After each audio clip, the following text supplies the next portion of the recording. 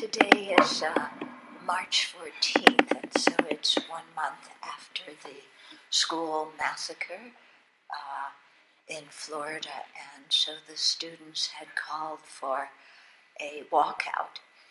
So across the country, in many, many high schools, the kids are walking out for 17 minutes, of silence. And it's really quite inspiring to see them do that and with their signs and everything. And of course, somebody wrote and said, well, they're outside and they're looking at their phones. But, I'm sure going out there and coming back, they're talking about what happened and what their role, can be as citizens. And so I find that just incredibly encouraging. And I'm sure I speak from all of us here to see high school kids that really care about the country, and the safety not only of themselves and their peers, but of everybody else. And it really struck me when one of the kids, in one of the things that they wrote, said, adults are supposed to take care of children, but the people in our government haven't been taking very good care of ourselves, so now we have to take care of ourselves and make it better for our kids. And then they said it's really clear that the people who have power care more about their pieces of metal than they do about their children.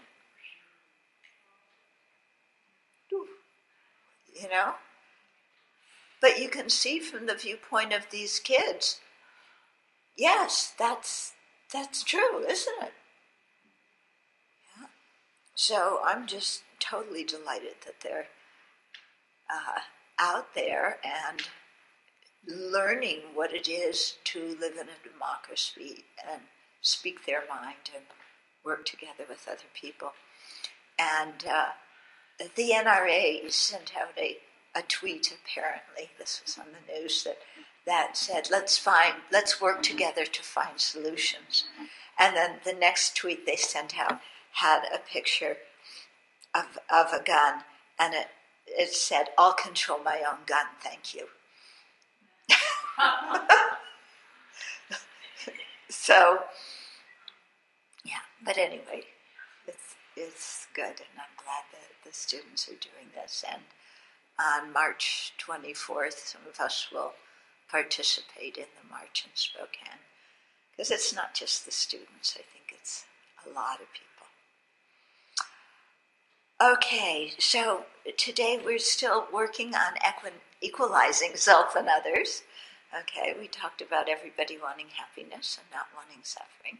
And then we talked about how the kindness of others and really taking a lot of time to reflect on that and make specific examples, not only of kindness of friends and family, but of strangers. And also, I think that the kindness of the people that we don't get along with. Yeah.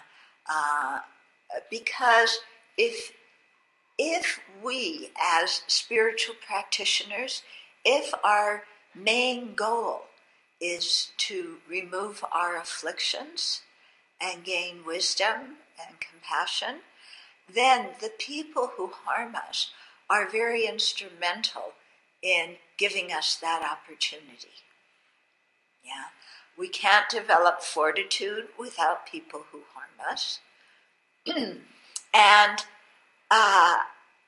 when people harm us, when things don't go our way, when we don't get what we want, when we feel like we're treated unfairly or whatever, then, why do all these kind of disturbing emotions come up? It's due to our self-grasping ignorance, isn't it? And so when the people that we don't get along with harm us in some way, and our disturbing emotions come up, then this is the perfect opportunity to be able to work with them and deal with them. Yeah, if everybody were always nice to us, we'd never have an opportunity to practice fortitude, And we would never clearly see our self-centeredness and our self-grasping. Yeah? So we always have to remember this, that the people who point things out to us are actually helping us on the path. Yeah? And the reason why our mind goes, "You're not helping me, you're harming me, get out of my face," is because at that moment, we are not interested in practicing the path. We are interested in our own self-concerns. Yeah, and that's why we react with such against those people. But actually, if we're able to be aware and transform our minds, we would say, "Thank you very much." Yeah. And I know for myself personally, some of the situations that have been very painful for me are the ones that have made me grow the most. And looking back now, I'm very glad those situations happened, even though they were extremely difficult at the time, because I found resources that I didn't know I had. I had to really be honest about what was going on in my own mind, my false expectations and so on. Yeah. So to really be able to look and see that the people who push our buttons are kind. Yeah. And that the buttons are ours. And why blame them for pushing our buttons when we're the ones who built the buttons? Yeah? If we did something about our buttons, even if people went to push them, nothing would happen. Why did they get pushed? Because we built them, and we're defending them. These are my buttons, don't you dare push them. Even though they're big and red. And even somebody walking by, the feel of the breeze sets them off, even though the person hasn't even pushed them. Okay, so to really train the mind to think like this when things happen.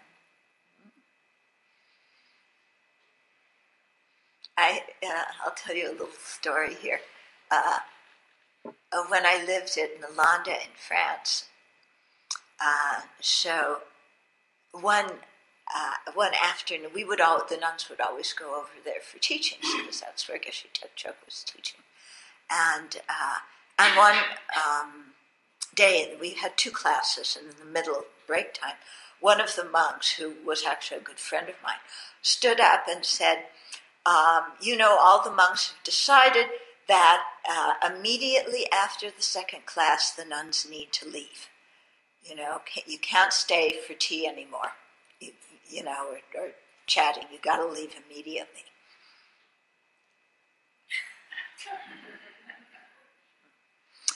Okay. So I made it through the second class, and kind of the fuming was. I wasn't even somebody who usually hung around for tea, but it was the fact of, somebody saying, we want the nuns out of here. This is our place. So afterwards, when I went out, I bumped into that monk, and I said, "We have to talk." So we took a walk, and I told him exactly what I felt and why, and he, told me, what was going on there and what they had decided. And, I was angry. He was defensive and angry. And we kind of talked it, and I don't know what resolution. I mean, we just kind of got it out, and we were both, we got to a place where, there was some understanding. And as we were walking by, he said, we just missed a great opportunity to see the I to be negated. Because by the time we were walking back, we were both calm again, But that time when your buttons get pushed, that's the time when the I, that is the negated object in the emptiness meditation, is so prominent. And so it's a fantastic opportunity to really, do some analysis. And what is my idea of I? Yeah? And does the I exist as I think it does? But, we missed that opportunity then. I'm sure there will be more. Yeah, but I'll always remember that as the conclusion to a argument, I guess you could call it. Okay. Then the second point, this was the second point, then it has two more points, not only that all sentient beings are kind to us, but the first thing when we hear that everybody's been kind to us is, but, yes, but, and what's the but? They've also harmed me. Yeah, yes, they've been kind, but they do this and they do this and they do that and that and that and that. We take out our whole list, unending list of all the things people have ever done, that have harmed us. So, they've harmed, but look at all, they've helped, but look at all this other stuff, So why should I care about them so much? Yeah, you're saying they've been kind, so I should want to reciprocate. Why? They've done this. I should want to reciprocate for that too. It's my right. It's justice. Yeah, that's in the West what we say. It's justice. I'm a victim. I seek justice. I have to harm somebody in return to get even. Yeah? And that's my right. Yeah? That's what our self-grasping and self-centeredness scream out, isn't it? We're with friends. We could admit it. Yeah. I feel like punching you in the nose. Except I'm a sweet Dharma practitioner, so I won't do that. And I'll find some other way, Okay, so that comes up, the yes, but. Yeah. And the answer to that is, what's the answer? Yeah, they've helped far more than they've helped far more than they've harmed. Okay? So yes, they may have harmed, but they harm because they're confused. They harm because they're suffering, and they have helped much more than they've harmed.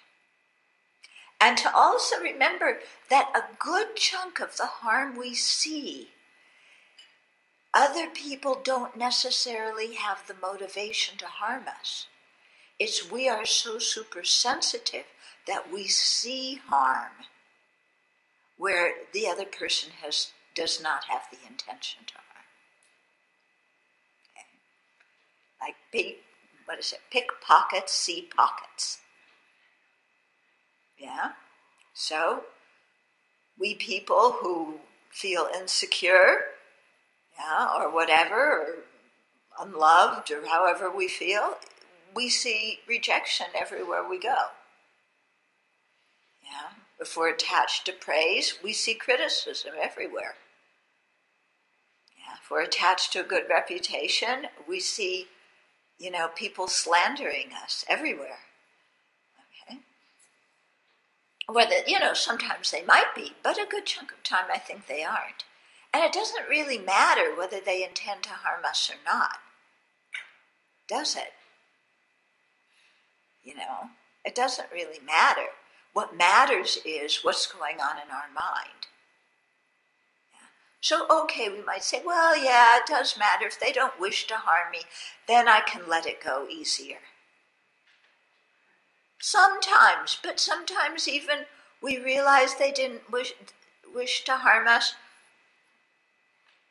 We're still holding something. Yeah. So, yes, they have harmed us have helped us much more than harmed us. So we reflect on that. And then the remedy to the one of, yes, but I still want to get even. Yeah, or I still can't stand them. Or I want to let other people know that they're so rotten, is to reflect that we're all going to die. And given that we're all going to die, what use is it to hold a grudge against somebody else? No matter what outrageous, horrendous thing they may have done towards us, what use does holding a grudge do? Yeah. Because when we hold a grudge, we're making a strong determination. I am never going to speak to that person again as long as I live. Every opportunity I get, I'm going to put them down or ruin their reputation or something. Yeah, so how does that benefit us, given that we're going to die? Given that kind of thought just creates more and more and more destructive karma on our own mind stream that's going to bring our own suffering, what benefit is it to hold a grudge against somebody else? Yeah? When we really think about it, holding grudges is totally ridiculous. It's the best way to inflict yourself with harm. Nobody's even harmed you, but you hold a grudge and you keep harming yourself. Yeah? And who wants to die holding a grudge against somebody else? Besides people in my family. Really? I don't know what happened on the level of my parents' generation. Well, I know one part of what happened. But anyway, there were two sisters and two brothers, and one brother and one sister were involved in a business together, and then something happened and they split the business. And anyway, the two sisters were mad at the brother. Yeah. And for years, not speaking to each other. And then when the brother was dying, one of his children called I think he called my brother, or maybe he called my parents. He may have called my parents directly and said, Uncle so-and-so is dying. Do you want to say goodbye? So the son called the two sisters of the brother who was dying. And the two sisters said no.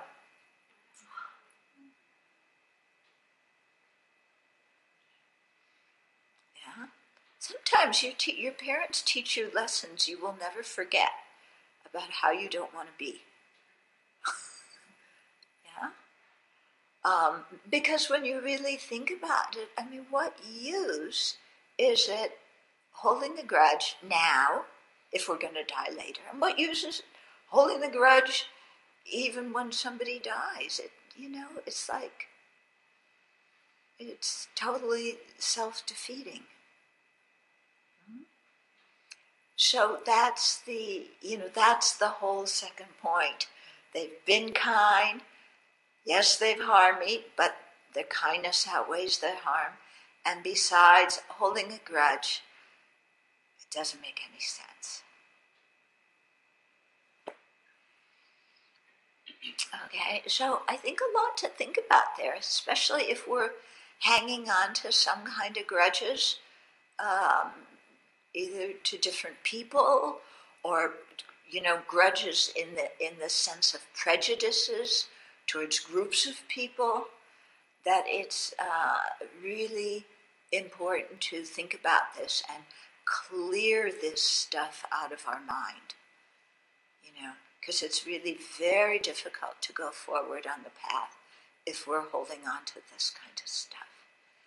Sometimes we may need to talk to somebody else or go to therapy or whatever, but seek help if we need to, because we know that we really want to change.